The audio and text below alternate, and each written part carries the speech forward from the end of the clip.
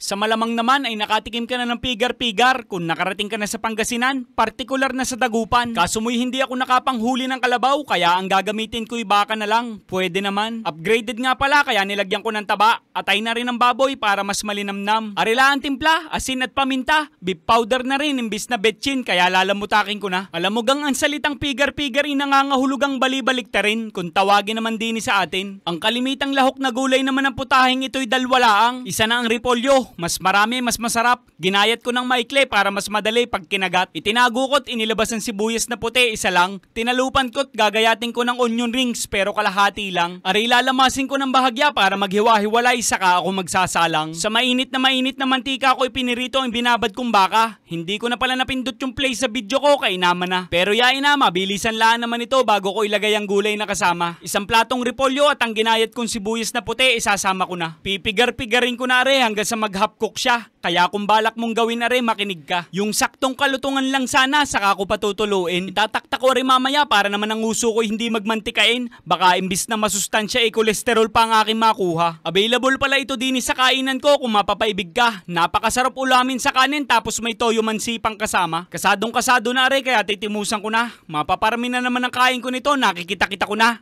Ay siya paano? Bahala ka na. Ay inang!